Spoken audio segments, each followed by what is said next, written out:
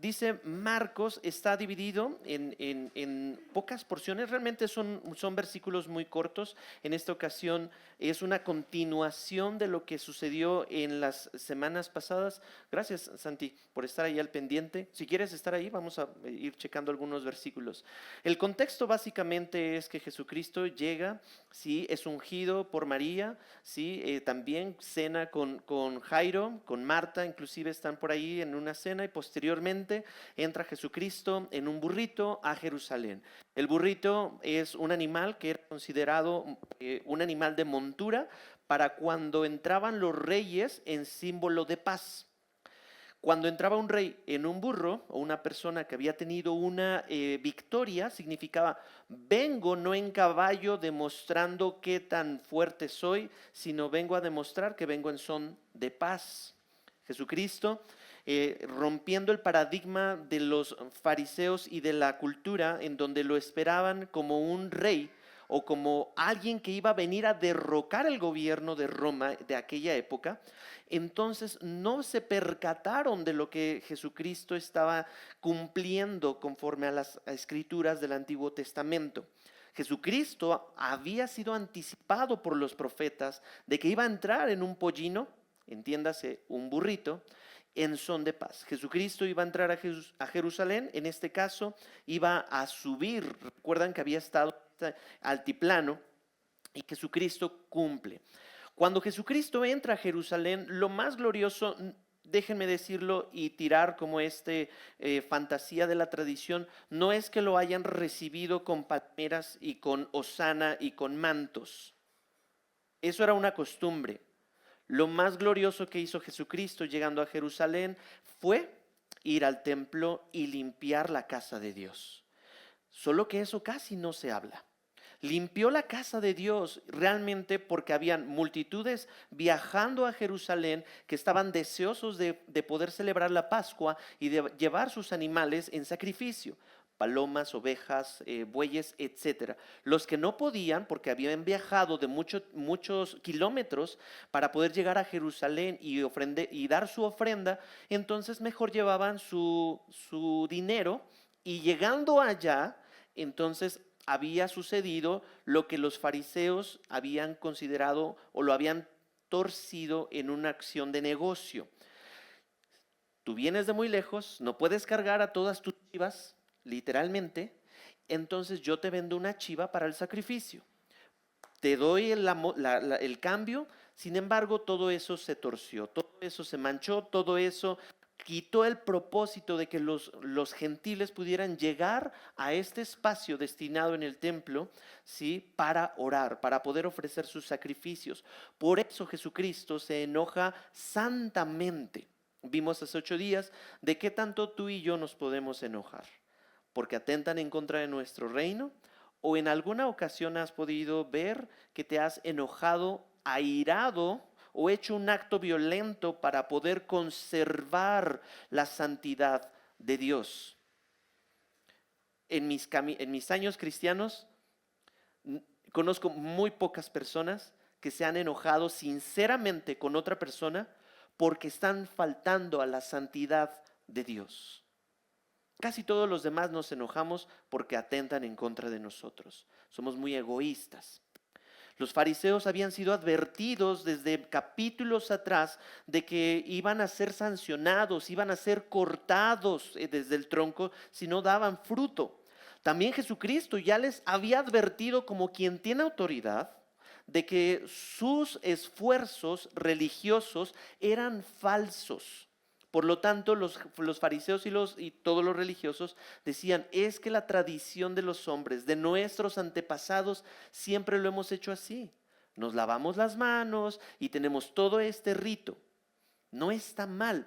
Sin embargo, Jesucristo les dice: ustedes defienden estos ritos, sin embargo, la forma de ustedes atenta en contra del fondo de la palabra de Dios.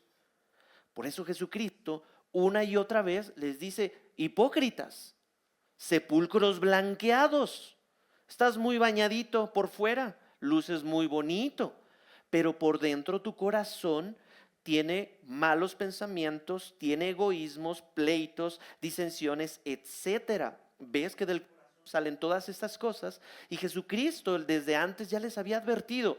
Por eso llegó no con cero advertencia. Ahora dirían, sobre advertencia no hay engaño. Jesucristo ya les había dicho.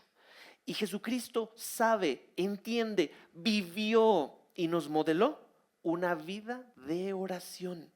Frecuentemente se apartaba, frecuentemente se iba a un lugar desierto, frecuentemente lo acompañaban 3 o sus 12 discípulos. Sin embargo, Jesucristo sabía la importancia de la oración. Los líderes religiosos de los que se tendría que esperar, no hubo ningún ápice, ningún aspecto minúsculo por fomentar nuestro primer llamado, que es a intimidad con Dios. Dice un autor, y mira, Dios proveyó, y corríjanme si lo pronuncio mal, Peter Scazzero escribió uno de los libros que habla acerca de salud emocional de los líderes y de los pastores. Aquí el Señor me regaló este libro aquí a través de Wendy. Me dijo, ay, ¿a poco te gusta leer libros? Le digo, sí, he aprendido mucho. Ay, pues fue mi pastor, es mi amigo, es mi cuate. Digo, pues hay que traerlo, Wendy, Iván, por favor. He aprendido mucho de este pastor. Actualmente ya no es pastor, pero sigue dando este tipo de mentorías. ¿Por qué soy fan no de todos sus libros, porque no los he leído todos, pero él menciona algo en donde dice, si yo le agrego, el ritmo más peligroso de vida es abundar, y aquí voy a tratar de parafrasear al autor, abundar en actividad para Dios, donde no tienes ninguna intimidad con Él. Es decir, si tu intimidad con Dios no es mayor que tu actividad para Él, vas en un ritmo muy tóxico. En otras palabras, los fariseos, los líderes religiosos, hacían mucho para Dios, y era muy visible, pero poca o casi nula intimidad con Dios. Esto, mis queridos, es una gran lección porque también corremos el riesgo de caer en el ministerio, en nuestro primer ministerio, y no es en la iglesia, que es en la familia, de hacer mucho, pero no tener intimidad con Dios. Y entonces menospreciamos las relaciones que están muy cerca, nuestra esposa, esposo o cónyuge, nuestros hijos. Y entonces eso se va degradando y hay iglesias, hay ministerios que llevan esta toxicidad a la iglesia. No importa que hoy nos hayamos peleado, en la iglesia nos contentamos. No importa que le haya regañado a mis hijos. En la iglesia ponemos carita de que nada pasó. Si Cristo estuviera hoy y entrara a tu casa, ¿cómo la encontraría? ¿Cómo nos encontraría? ¿Nos encontraría orando? ¿Realmente peleando nuestras mañanas por tener intimidad con Dios? Volvamos entonces a Dios, porque la intención aquí es que el poder de la fe, Jesucristo ya volcó absolutamente todo lo que había ahí en cuestión de religión falsa. Acompáñame en Segunda de Crónicas, porque quiero leerte algo que en el Antiguo Testamento sucedía con frecuencia. Habían reyes que eran muy entendidos, como el rey Josías de 8 años, que cuando estuvo en el reinado, él limpió la casa de Dios, ¿sí? Y entonces Dios los bendijo. Pero habían otros reyes que literalmente hacían podrir, contaminar, prenderle incienso a otros ídolos o a ídolos. Segunda de Crónicas, capítulo 29. Vamos a hablar un poquito nada más de este rey, el rey Ezequías. Acompáñame ahí en tu Biblia y dice el versículo 1. Ezequías comenzó a reinar cuando tenía 25 años, no muy distante a la edad que tenían los primeros apóstoles. Y reinó 29 años en Jerusalén. El nombre de su madre era Abías, hija de Zacarías, y Ezequías hizo lo correcto ante los ojos del Señor, conforme a todo lo que su padre David había hecho. En el primer año de su reinado, en el mes primero, abrió las puertas de la casa del Señor, entiéndase, el templo, el mismo lugar, pero que todavía no había sido destruido, y el que visitó Jesucristo fue el segundo templo o la segunda casa del Señor. Abrió las puertas de la casa, ¿sí? Y las reparó. Hizo venir a los sacerdotes y a los levitas y los reunió en la plaza oriental. Entonces les dijo: óiganme, levitas, santifíquense ahora y santifiquen la casa del Señor, Dios de sus padres, y saquen lo inmundo del lugar santo, porque nuestros padres han sido fieles y han hecho lo malo, infieles, y han hecho lo malo ante los ojos del Señor nuestro Dios. Lo han abandonado, han apartado sus rostros de la morada del Señor y le han vuelto las espaldas. También han cerrado las puertas del pórtico y han apagado las lámparas, y no han quemado incienso ni ofrecido holocaustos en el lugar santo al Dios de Israel. Por tanto, la ira del Señor vino contra Judá y contra Jerusalén, y él los hizo objeto de espanto, de horror y de burla, como ustedes lo ven con sus propios ojos. Por eso nuestros padres han caído a espada, y nuestros hijos y nuestras hijas y nuestras mujeres están en cautividad a causa de esto. Ahora he decidido en mi corazón hacer un pacto con el Señor. Fíjate qué pacto hizo este rey, Dios de Israel, para que el ardor de su ira se aparte de nosotros. Hijos míos, no sean ahora negligentes, porque el Señor los ha escogido a fin de que estén delante de Él para servirle y para ser sus ministros y quemar incienso. Entonces se levantaron todos los levitas. Ahí viene un listado de los nombres de los levitas. Me voy a brincar hasta el versículo 15 y dice: estos levitas reunieron a sus hermanos, se santificaron y entraron para limpiar a la casa del Señor, conforme al mandamiento del rey, según las palabras del Señor. Los sacerdotes entraron al interior de la casa del Señor para limpiarla, y sacaron al atrio de la casa del Señor todas las cosas inmundas que hallaron en el templo del Señor. Quiero hacer una pausa ahí. Dios ya no habita en paredes construidas por hombres. Ahora, por medio de su Espíritu Santo, Dios habita en el creyente. Dios habita, por lo tanto, en ti, en nosotros. Seguramente te has permitido entrar a tu casa o a tu vida, a tu entretenimiento, a tus finanzas, a tu paternidad, en fin, a todas las áreas de tu vida, cosas inmundas. Tal vez no. Tal vez tú eres como el rey Ezequías, que dijo: no, saquen todo. Pero probablemente aquí hay dos tipos de personas que están como están. No quiero decirle envueltas en maldición generacional, sino que están en una consecuencia de sus actos idólatras por cambiar a Dios y entonces habitar ahí. Y entonces no se vuelven cosas inmundas, sino pensamientos y deseos inmundos que te han llevado a tener la vida de frustración, de cero fructificación el día de hoy. Y por eso podemos ver a lo lejos a otros hermanos que dices: wow, pero ¿cómo es que dan mucho fruto? Y yo que vengo, hago, digo y aparento, soy como el tamo, como la paja que arrebata el viento, según Salmo 1. En este punto, mis queridos, necesitamos poner mucha atención. Entonces los levitas, volviendo al texto de Segunda de Crónicas, recogieron para llevarlas fuera al torrente Cedrón. Versículo 17 de Segunda de Crónicas 29. Comenzaron la santificación el primer día del mes primero, y al octavo día del mes entraron hasta el pórtico del Señor. Entonces santificaron la casa del Señor en 8 días y terminaron el día 16 del mes primero.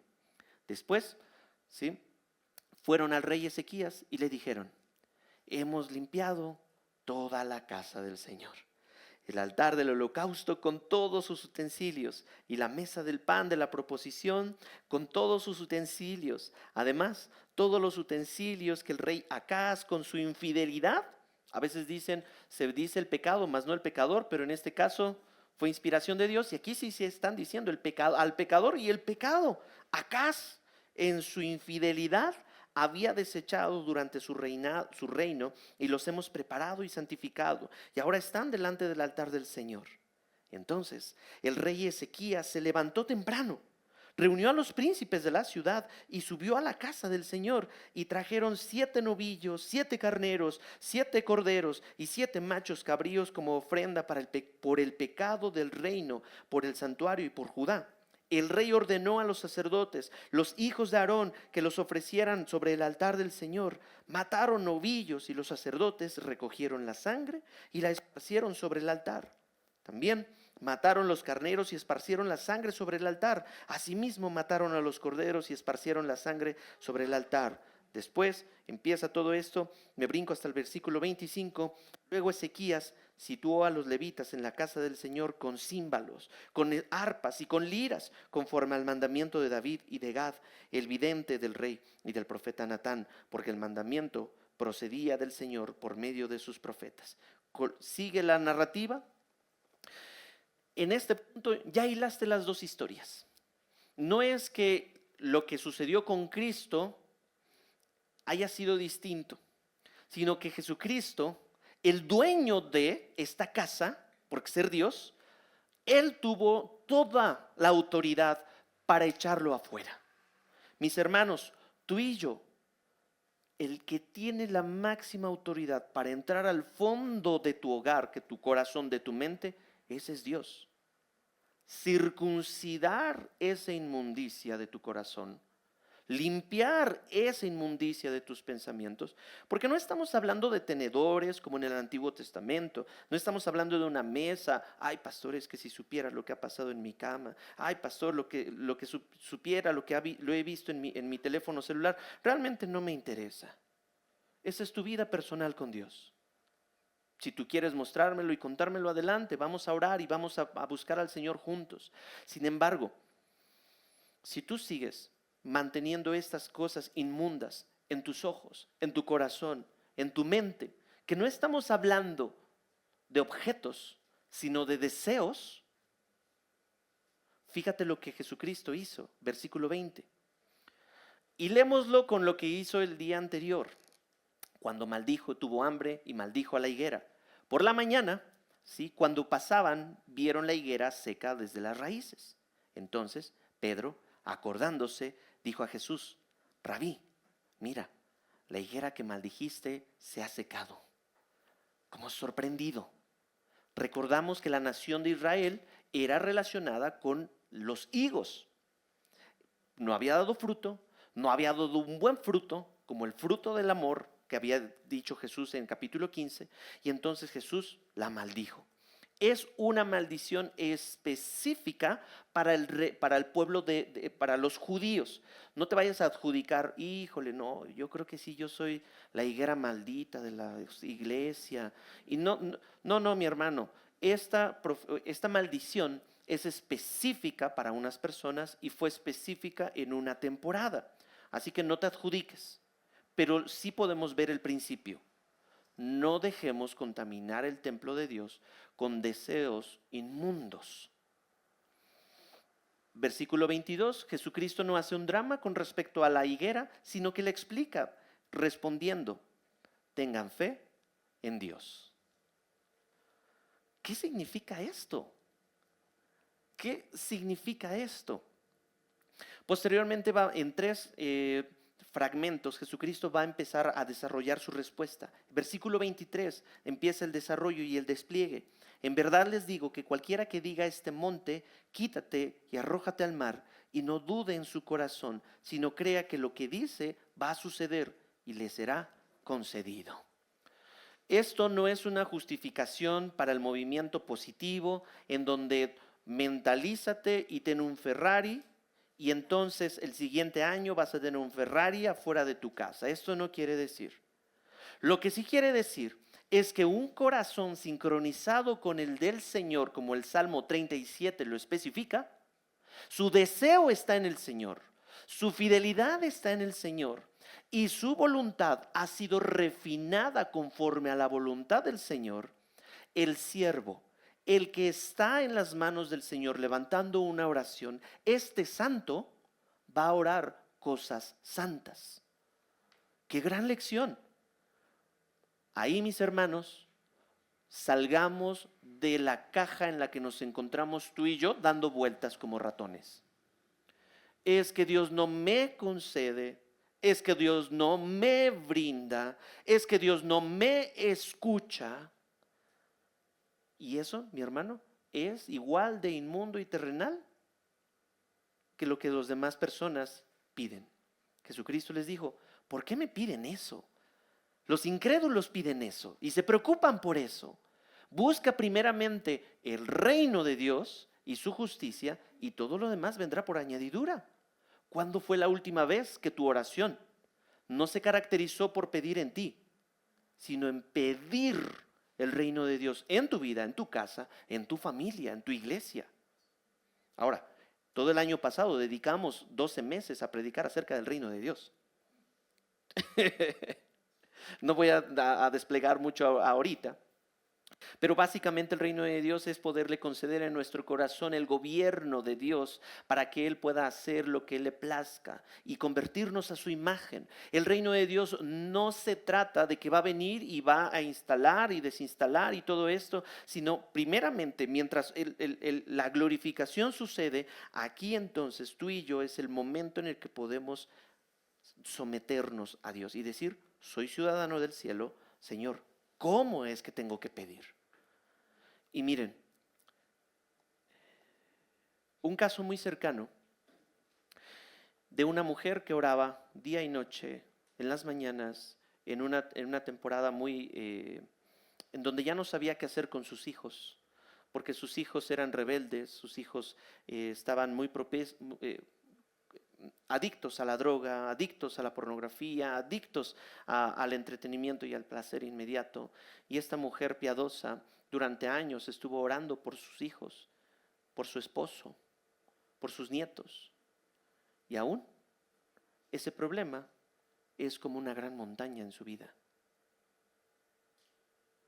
La idea no es aquí que Dios concédeme un Ferrari, sino Dios, concédeme algo que para mis ojos es como del tamaño de una montaña. Que mi esposo, mis hijos, se sometan a tus pies.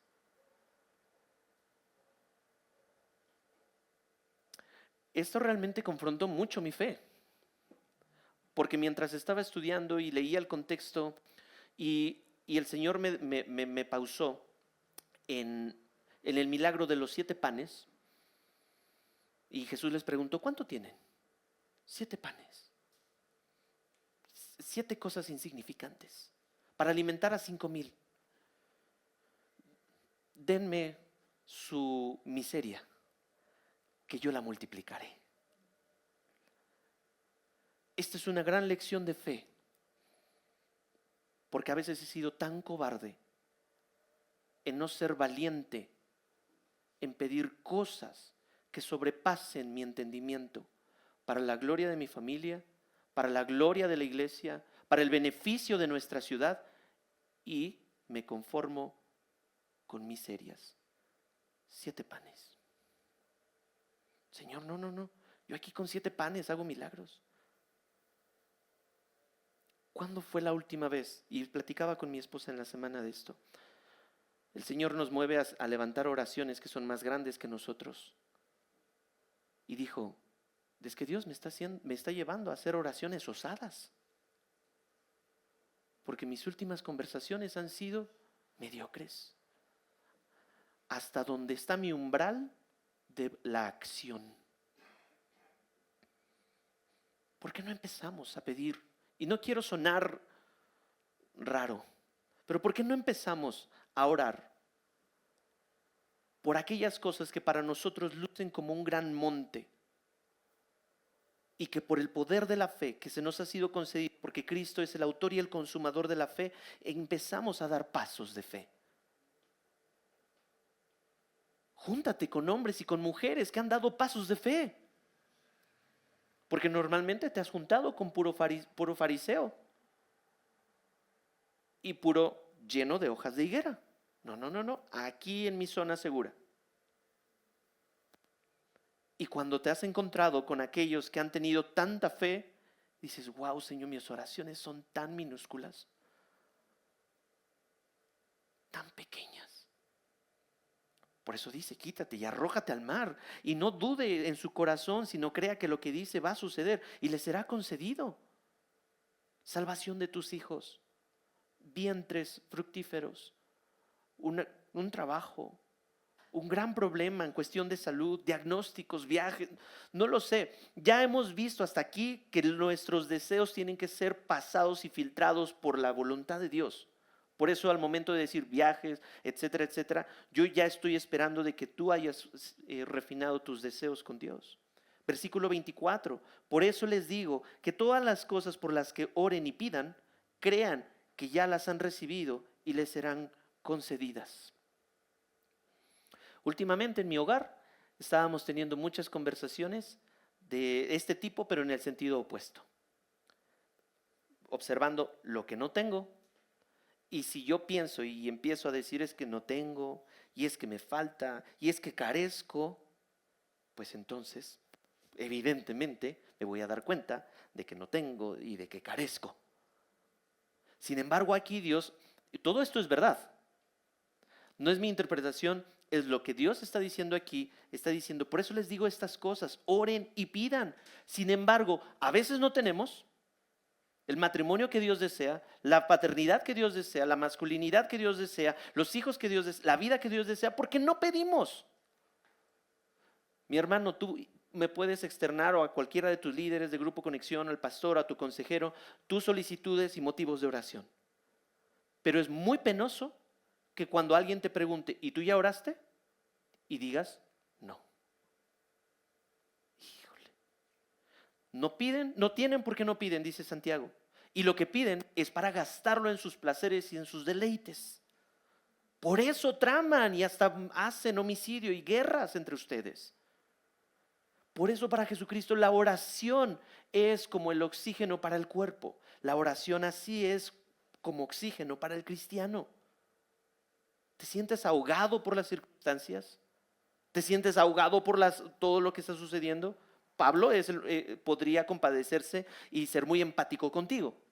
Sin embargo, Pablo, en medio de toda su escasez, desnudez, hambre, persecución, etcétera, él decidió orar por el reino de Dios y por los demás. Salte de ti mismo y de ese egoísmo. El poder de la fe no es que yo tenga ese poder, es que Dios está haciendo a su semejanza mi corazón. Dice el versículo 25, y cuando estén orando, Jesucristo no tan solo despojó ya de lo que tenían que quitar del templo, sino que ahora está revistiendo. Bien, su casa será llamada casa de oración para las naciones. Y ahora, Señor, enséñame a orar. Jesucristo nadie le dijo, pero lo está extendiendo. Cuando estén orando, perdonen si tienen algo contra alguien. Y aquí, diríamos en casa, son estas preguntas atoradoras del corazón. Hay varias cosas por las cuales tus oraciones pueden ser obstaculizadas. Una de ellas, segunda de Pedro, es por ser incomprensivo y deshonroso para con tu esposa. Y ahí sí dice, por esto son estorbadas tus oraciones, marido. También podemos llegar a contristar al Espíritu Santo por permitirnos cosas inmundas en nuestra vida. Ay, al cabo ya, salvación por mí. Y ya, al cabo la salvación no se pierde. Eso confiamos y predicamos en Horizonte. Pues no pasa nada si peco tantito. La cuestión aquí es de que, mira, si nosotros hacemos las oraciones, deja ahí todas tus ofrendas, todas tus actividades, todo lo que tú estés haciendo como hojas de higuera, y ve y reconcíliate. Que el ministerio, si no sabes en qué ministerio Dios te ha puesto, el principal ministerio es el ministerio de la reconciliación. pastor, pero es que usted no sabe lo que me hizo. No, pero Jesús sí. ¿Y en qué momento cambiaste tu enfoque de Dios al hombre? Pastor, es que me dijeron, se burlaron, me traicionaron, fueron infieles, hablaron en contra de mí. También de David. Y David oraba, Señor, que no sea yo. Y allí es un acto de valentía. ¿Quieres saber qué es realmente el amor puesto en práctica? Ve y habla con la persona que tienes una enemistad y reconcíliate. Si está dentro de tus manos, dice Romanos, procura la paz entre ustedes. Ay, pastor, no me gusta eso. Pues no. Pero ese es el costo de seguir a Cristo. Es ridículo, absurdo que en la iglesia de Cristo haya pleitos, haya personas que no se hayan perdonado. Ridículo, absurdo. No debería de existir. Pero entonces, ¿por qué perdono? ¿Porque soy buena persona? No, no se trata de tolerancia en el sentido de que yo te tolero porque soy superior. Dice versículo 4, en el 24, en la segunda parte. 25, segunda parte. Después de perdonen si tienen algo contra alguien, para que también su Padre que está en los cielos les perdone a ustedes sus transgresiones. Esto no quiere decir que si yo perdono, entonces Dios me va a perdonar y entonces si yo perdono ya voy a tener salvación. No, de lo que se está hablando Jesucristo aquí es de cómo tú has recibido, cristiano, el perdón y la salvación, y hoy parte de tu identidad es ser perdonado. Un cristiano que se sabe y entiende que ha sido perdonado por multitud de pecados, por la inmensa gracia de Dios, no le cuesta nada perdonar y poner en práctica eso. Porque Dios sabe cómo somos. Así decidió amarnos. Y dice Colosenses 3, tú también ve y haz lo mismo. Así como Cristo. Pastor, pero es que ya lo perdoné y en la próxima semana volvió a hacer lo mismo. Y así todos los años. Perdona 7 veces 7. Echa mano de 1 Corintios 13. El pecado no lleva un registro de las ofensas recibidas. Y es ahí en donde se extiende el concepto de amor y el verdadero fruto que Jesús estaba esperando de su pueblo. ¿Cuándo íbamos a ver a un fariseo pidiéndole perdón a un Jacobo o a un Juan? Al contrario, se llenaron de ira. Y al final en el versículo 26, pero si ustedes no perdonan, tampoco su Padre que está en los cielos perdonará sus transgresiones. Ojo, aquí la situación está diciendo, si tú no estás dispuesto a perdonar es que no has entendido el Evangelio. El poder de la fe. Tal vez la montaña más grande de tu vida no esté afuera de ti. Tal vez sea tu falta de perdón o tu corazón obstinado. El poder de la fe. Y si empezamos a orar, Señor, corrige, disciplina, purifica al hombre, al cristiano más difícil de liderar, a la oveja más rebelde de todas, o sea, yo, y amánsala. Y si empezamos a orar más por la voluntad de Dios, Jesús, ¿y si te manifiestas más en mis relaciones? En lugar de reaccionar conforme a mis concupiscencias. No tan solo Jesucristo ya despojó de lo que no, sino ahora te está diciendo revístete de lo que sí. Perdona. Y va muy vinculado entonces en esta porción la oración con el perdón. Pastor, tal vez la persona que te ofendió ya murió.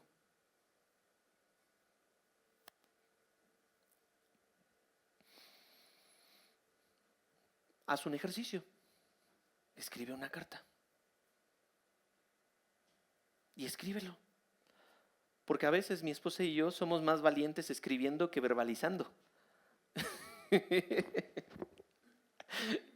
Y si lo escribes y te atreves a hacer esta oración poderosa, donde dices: Señor, ayúdame en mi incredulidad, porque creo que no voy a poder perdonar, y le pones el nombre.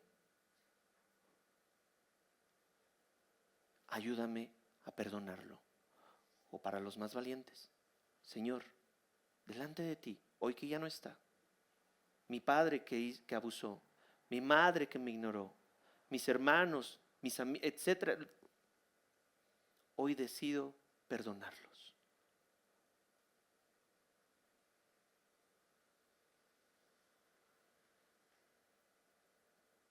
¿O quieres que Jesús entre a tu casa y lo haga por ti, en disciplina, en corrección? Yo no. Prefiero estar en humildad delante de Dios. Y probablemente tu fe, tu amor, tu obediencia, tu vida de piedad gane a la otra persona por la que estás orando.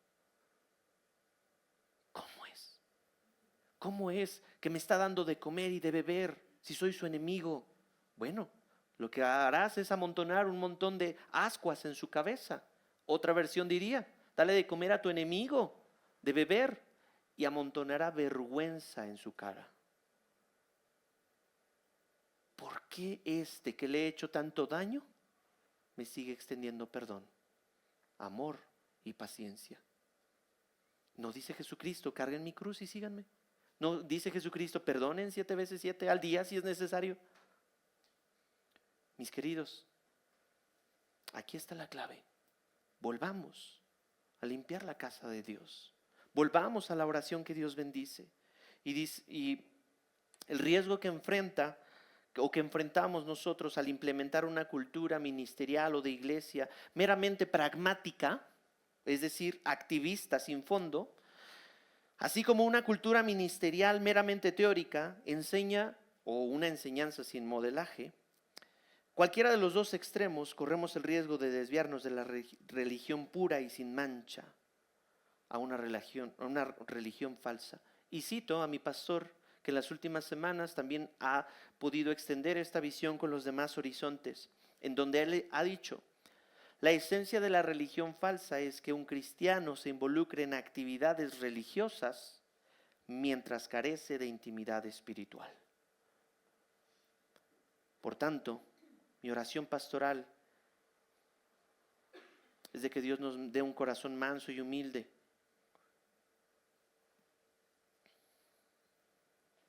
Y como John Bunyan lo escribió en su libro de El progreso del peregrino, el alma de la religión es la parte práctica. Locuacidad no es consciente de esto y piensa que oír y decir constituyen a un buen cristiano, y así engaña a su propia alma. Oír no es sino la siembra de la semilla. Hablar no es suficiente para demostrar que ciertamente hay fruto en el corazón y en la vida. Nosotros mismos estamos seguros de que en el día del juicio los hombres serán juzgados según su fruto. Vamos a orar. Señor, qué confrontante, pero al mismo tiempo de cuánto ánimo. Porque habemos aquí muchos que todavía estamos deseosos de que limpies nuestras hojas, nuestras apariencias, nuestra religión falsa, y lo lleves a una religión pura y sin mancha. Esto es, Señor, dando buen fruto. Aquí, en la tierra, no cuando nos muramos. El cristianismo y los frutos del Espíritu se diseñaron para que los pongamos en práctica aquí, en una comunidad cristiana y de fe, en el pueblo de Cristo, que peca, que hiere, que miente, que es hipócrita. Y así, Señor, ayúdanos a poder orar por aquellos hermanos, hermanas que posiblemente son como una montaña difícil de trasladar a tu reino. Gloria a Dios que no se trata de nosotros. El poder de la fe no se centra en el cristiano, sino se centra en el poder tuyo, en el cual tienes controlado todo el sistema.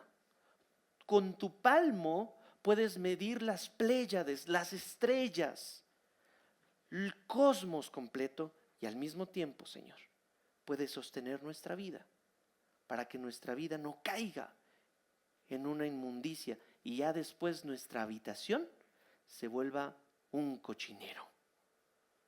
Ayúdanos a limpiar esa basura de nuestra habitación, Señor, de nuestro corazón, para darte la bienvenida y que puedas cenar tranquilo con nosotros, conversar, que conversemos contigo, Señor, día a día, que podamos buscar tu rostro, que podamos someter nuestra voluntad, Señor, y que podamos estar contigo, como lo hizo Enoc, 365 años caminando contigo y no se nombró ningún ministerio o actividad para ti.